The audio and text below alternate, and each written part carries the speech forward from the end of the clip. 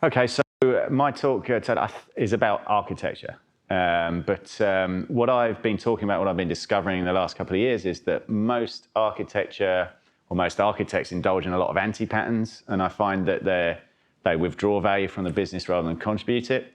So what the talk is about is what those anti-patterns are, how to identify them, but then the takeaway I think for the people is how to understand what a good architectural decision was. So we've been finding ways over the last couple of years of measuring the effects of architecture, doing things that we call fitness functions, so that we can understand what a successful change is. Rather than traditionally people would make decisions that they thought would work, they had a notion that it would make the system, say, more scalable or more decoupled or things like that.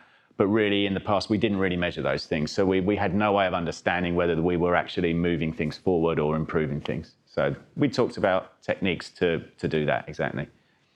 Yeah, so I'm quite new to Codurance. I've been at Codurance for 3 or 4 months now. And what I've been doing is I joined as a principal, and I had a lot of experience working for ThoughtWorks, which is a more mature consultancy. And what we've been talking about is how to understand and measure the positive effects of our change. So at the work I've done for Codurance so far, we've been talking about when we start a new engagement, we've been going in there and understanding a bit better, preparing the ground at the start of the engagement to say, this is what we expect to be the measurable effects, the positive effects of the change we're bringing to the organization. So this notion of architectural improvement and measuring that architectural improvement is very important, because a lot of our clients haven't really considered things this way before.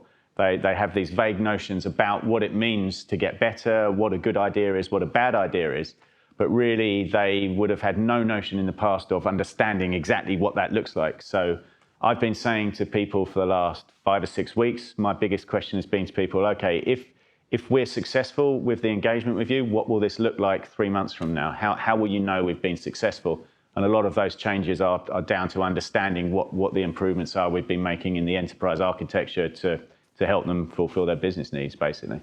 I think so, yeah. I mean, it's it's interesting, a lot of sensible architecture, a lot of good decisions do come down to software craftsmanship and how we can understand and measure that. But again, I think a lot of good practices come down to something that known as the 4 key metrics, which is one of the takeaways that we get from a lot of the work I've done in the last few years, which is if you measure things like cycle time, mean time to recovery, anything that you do that will improve your software, will improve your architecture, will improve those metrics. And there are strong causal links associated between those metrics and high-performing businesses.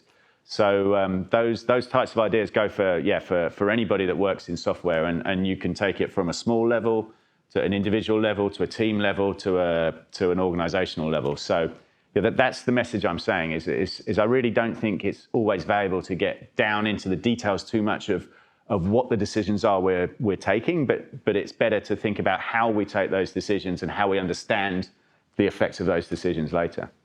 Okay, so to take the first piece, what does quantum supremacy mean? So I guess taking a slight step back, quantum computers, I think a big misconception that I've come across is people think they are classical computers on steroids, i.e. just very powerful classical computers like some super array of processors in parallel. They're not. They're a very different thing. I don't have time to go into exactly how. But so far they've been a theory, and they've recently become real. IBM has real ones, Google has real ones, a company called Rigetti has real ones. And quantum supremacy is the notion that there is a real world problem, a real world algorithm that is more efficiently solved on a quantum computer than it would have been solved on a classical computer. So I haven't had time to check the detail of it. But I know that a lot of investment has been made by financial institutions because quantum computers are seen and proven to be very effective at sort of optimization type problems, which is a lot of what predicting markets are, which leads into the second part of your problem. Why should we care about it? Well, I think that as software developers, we shortly will be increasingly being asked to develop quantum algorithms. As soon as quantum supremacy is proven, as my understanding is that is yet to be verified, but obviously Google made the claim, more money will pour in. More money from banks particularly. They're already investing a lot. People have developed a lot of algorithms to help predict markets and market movements, and obviously that's going to give competitive advantage. So as soon as the banks start investing a lot of money, we as software developers will be pouring in there and contributing to that. And then I guess another reason why we should care, which people talk a lot about, we'll be talking about increasingly, is that if we have a sufficiently powerful quantum computer, RSA encryption will be broken. And we need to be aware that that's around the corner, and we need to start planning for that and understanding what we need to do to plan for a post-quantum cryptographic world. So how do we bridge the gap between binary and quantum problem solving? So for me, the journey was hard. I assumed when I started it that it would be like learning another computer programming language, because I've done that plenty of times in my life. It turned out that it was far from that. And the bit that was missing for me was actually that understanding of quantum mechanics, of quantum physics. So I would say that if someone's come from a recent physics background, and in fact, one of my colleagues that I work with had done just that. He was in his mid-20s, a recent physics graduate. He was able to help me immensely, because I realized that you cannot understand what a quantum computer is doing unless you understand what is going on at the quantum level between what they call the qubits. You have to have at least a basic, in fact, probably more than basic understanding of quantum mechanics and the weirdness that we all experience with that. So for me, it meant reading lots of books about quantum mechanics and watching lots of videos.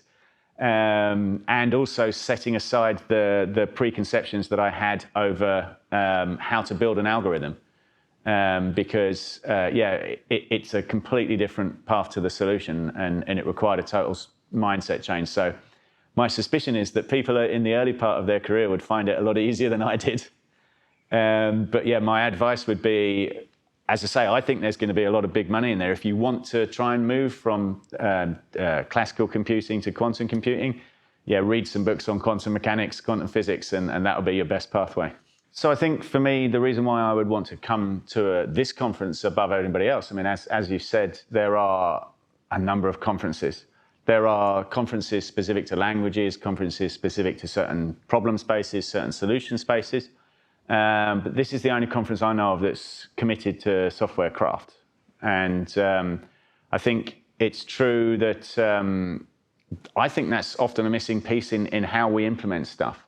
People spend a lot of time talking about methodologies and a lot of time about frameworks for how to do stuff and what should be done. And I think often the simple fact of software craft, back to basics, what we do, can be missed. And I think a lot of the speakers that I've seen, that I've spoken to, and the titles of the talks that are yet to come, I think is emphasizing that, the fact that it is us that's actually doing the work, for all that people might tell us to follow a methodology or whatever. If we don't get those basics right, the software craft, we're going to stand a less chance of delivering a valuable product.